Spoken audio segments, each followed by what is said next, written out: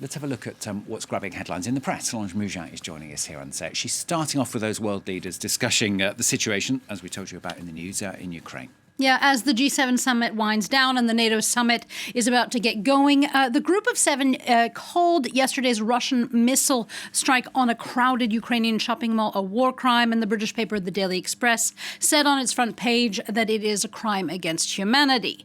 And the enemy, quote, is no longer a hypothetical one. That is how the French paper Le Figaro describes Russia, adding that the Madrid summit will be a, quote, war council to step up military capacities in a conflict that is a test of endurance of the alliance, but also in regard to Russia's endurance. Now, already La Vanguardia tells us the allied group is seeking to multiply by 8 its rapid reaction force, bringing the number of troops that are ready to quickly deploy to some 300,000 soldiers. Another hot-button issue being discussed by world leaders, obviously linked to this as well, soaring energy prices, Solange. Yeah, there is a race for natural gas that is going on in Europe, explains La Tribune, with fears of Russia cutting off the taps next winter. It's pushing the bloc to cozy up to nations that have gas, including some undemocratic ones, says La Tribune. Now, we're entering into the hard part. That's how L'Opinion puts it, as the French government is asking citizens to slow down their usage and be more responsible. A plea that the paper says comes a bit late, saying that the government is, quote, schizophrenic in its climate actions, for it has slow-rolled, it says, green policies prior to the fear of this shortage. And in this energy war, the Financial Times says that Russia, in the short term, has the strong hand, but in the long term, Europe will find a way to no longer be as dependent on Russia. And here the British paper says that it's the U.S. that is already replacing Russia as the top energy exporter. Now, the other big winner right now is coal, with both Germany stepping up its use and France possibly reopening a coal plant. And that is disastrous for the environment.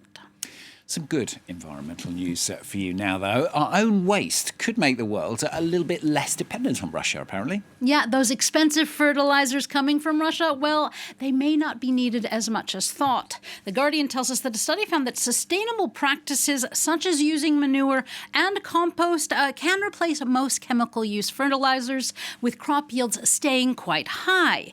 And P2 also has its place, according to Slate and Science Alert. They explain that a Niger study found that human urine as a fertilizer increases crop yield there by 30%. The age-old practice was given a sort of modern twist, though. First, it sat for 3 months to remove any pathogens. Cannot imagine the stink. But also to tackle taboos. The urine was renamed Oga, which in the Igbo language means the boss. So peeing in the garden is all right as well? Yes, it seems to say that. Solange gives us our permission. Now to the US. The Supreme Court's anti-abortion ruling continues to send shockwaves right across the country, doesn't it? Yeah, there are many angles on this, and I only have time for a few. First, the court. With this ruling, USA Today writes that the Supreme Court's legitimacy has come into question. And the New York Times, in an opinion piece, writes that the court's losing its legitimacy is a fundamental threat to society. For the court has no power to enforce its decisions. It only has public acceptance to go on, to apply them. Now for the testimonials. The Times also has a great episode on the daily podcast of the real-life implications of the heartbreak that healthcare workers felt in explaining to their patients this past Friday that they could not help them anymore.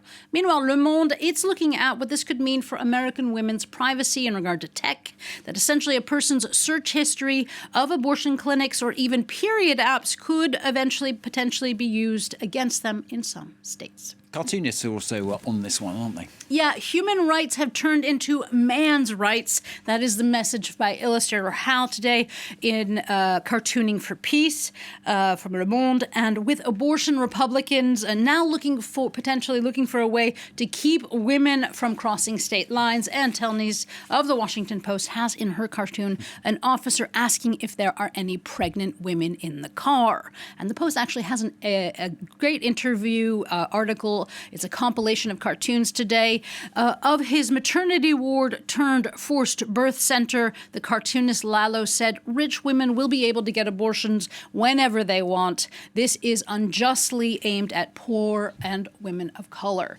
And of his cartoon of a ballot box, the cartoonist Mike Lukovich said, quote, "Things are bleak. I wanted to do a cartoon that was hopeful and shows a way forward. The way forward being electing pro-choice lawmakers and reforming the U.S.'s political and judicial system." That's one cartoonist view on that one. Now, finally, Solange has got the issue of the day, very crucial issue. I'm telling you before, Solange, I have actually wondered about this in the past. It's about cat food, isn't it? Yeah, it is, which amazed me. I did not wonder about this at all. You didn't? And it It's came just, as a just surprise. me, obviously. So okay. Maybe, I don't know. You'll have to tell us if it's Justice Stewart. In its craziest, zaniest of queries, Slate asks why cat food doesn't come in the mouse flavor. Obvious question, It's a good no? question. Now, the answer, spoiler alert here. Number one, it's humans that buy the cat food, not cats, so there is a gross factor. Number two, mice don't have much meat on their bones, Slate tells us. So you'd have to raise a lot. You'd have to have big mouse farms to fill small tins of cat food. And number three, cats may not actually like the taste of mice that much. It's often much more about the fun of the chase for them. You should make dog food out of socks as well, because that's what dogs eat, isn't it?